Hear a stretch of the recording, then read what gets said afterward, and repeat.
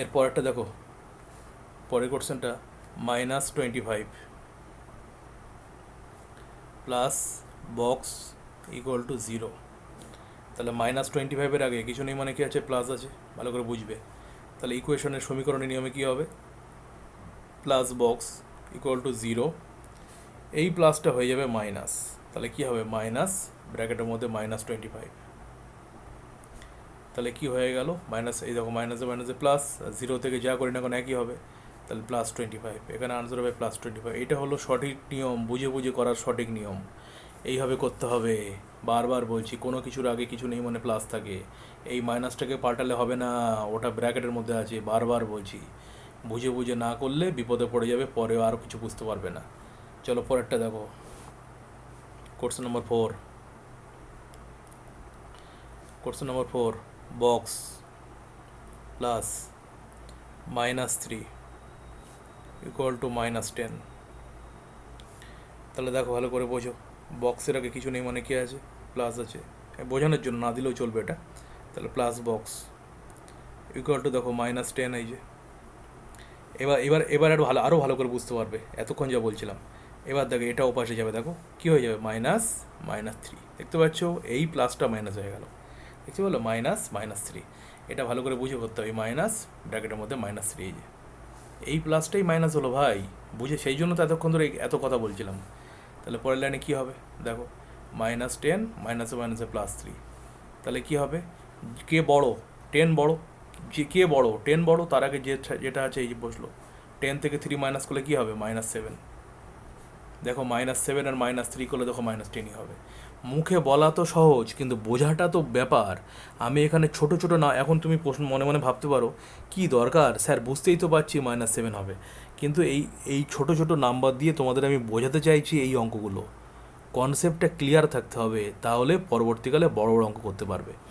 এই ছোট ছোট নাম্বার দিয়ে অঙ্কটা বোঝানোর চেষ্টা করেছি আমি, ঠিক, বুঝতে হবে, ক্লিয়ার থাকতে হবে। কনসেপ্ট ক্লিয়ার না থাকলে কখনোই লিখে নাও, কখনোই কোনো রামকৃষ্ণ মিশনে পরীক্ষায় পাস তো করতেই পারবে না, আগামী দিনও বড় ক্লাসে উঠেও তোমরা মানে বিভিন্ন জায়গায় আটকে যাবে। কনসেপ্ট ক্লিয়ার মানে ব্যাপারটা ক্লিয়ার, আমার কাছে ক্লিয়ার, যা আসুক সব পারবো, এই কনফিডেন্স তখন তোমার মধ্যে আসবে যখন তুমি কনসেপ্ট ক্লিয়ার হবে। মুখস্থবিদ্যা পড়া আর বুঝে পড়ার মধ্যে এখানেই ফারাক, যে কনসেপ্ট ক্লিয়ার যার মধ্যে থাকবে সে যা আসুক না কেন সে পেরে আসবে, জয়লাভ করে আসতে পারবে। আর যার মুখস্থবিদ্যা সে প্রশ্ন ঘুরিয়ে গেলে পরীক্ষা কোণে হয়ে গেল কাত। তা সেই জন্য বুঝে পড়াটাই খুব দরকার। কোশ্চেন নাম্বার 5, ভালো করে বুঝবে কী হচ্ছে, বক্স প্লাস, ভালো করে বুঝো, +23 ইকুয়াল টু +7। দেখো ভালো করে আমি কি বলেছি, বক্সে কোনো কিছুর আগে কিছু নেই মানে প্লাস আছে, ভালো কথা। তাহলে এখানে কি হবে, প্লাস বক্স ইকুয়াল টু +7 থাকলো, আর এটা ওপারে চলে যাবে, গেলে কি হবে, -+23। তাহলে কি হবে, +7, এ দেখো প্লাস মাইনাসে কী হয়ে যাবে, -23, প্লাস মাইনাসে মাইনাস, ভালো করে বুঝতে হবে। তোমরা ভুল করে এটা পাল্টে দেবে, তা হবে না, ওটা তো ব্র্যাকেটের মধ্যে আছে, এই ব্যাপারগুলো মাথায় রাখতে হবে। আর যদি না রাখতে পারো তাহলে কিছুই বুঝতে পারবে না। তাহলে এই যে 23 থেকে 7 মাইনাস করো, 23 থেকে যে 7 মাইনাস করি 16।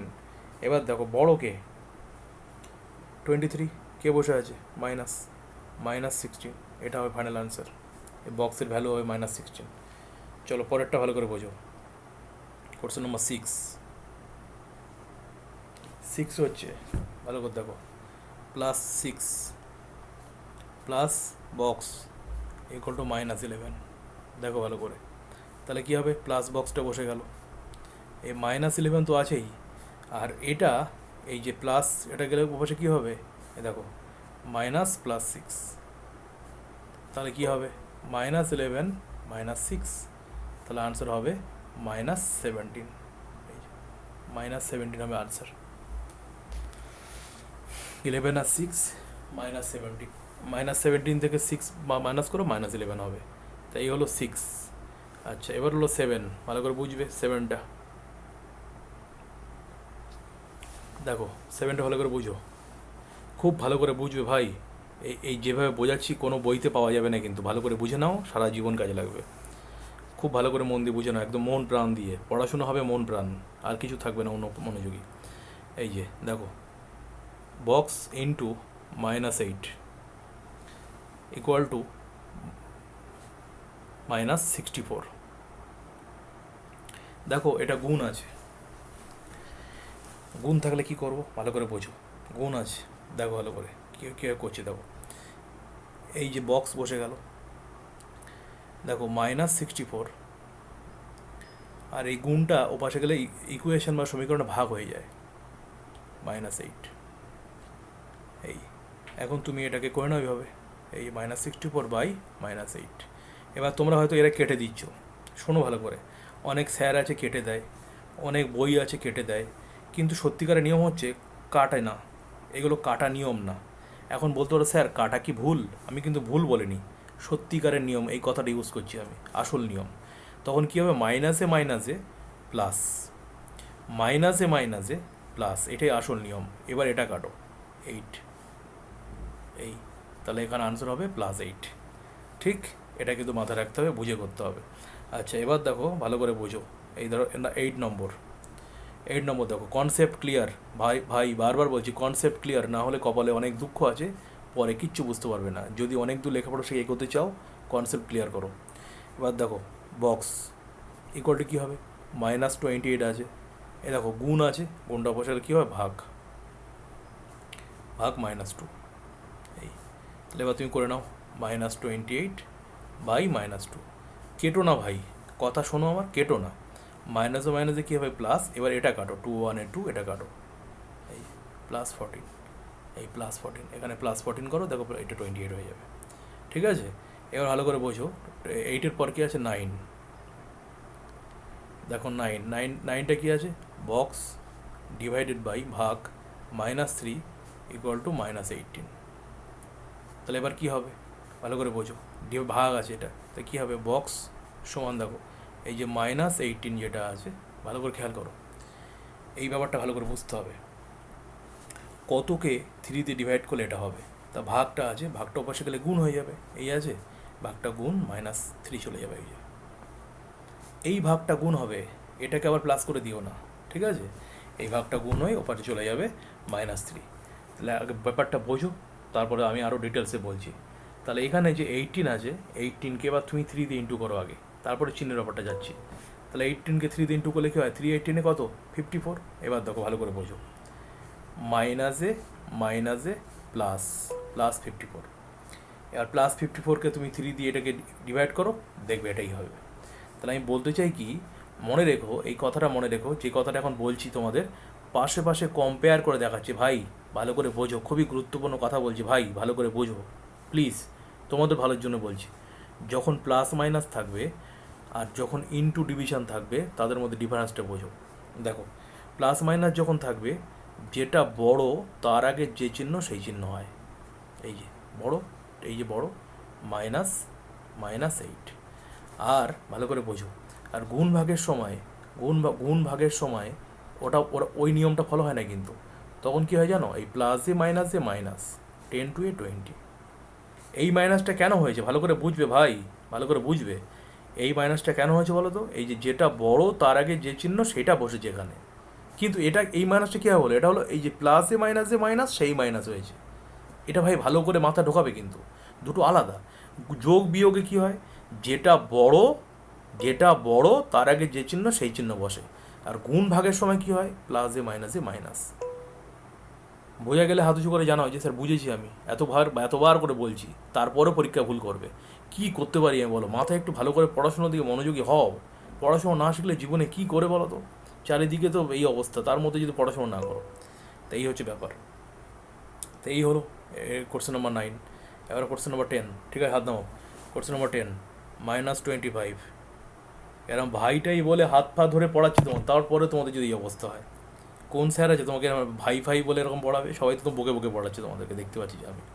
তো দেখো এবার হচ্ছে, দেখো এই যে বক্স আছে, তাহলে -5, এই থাকলো -5।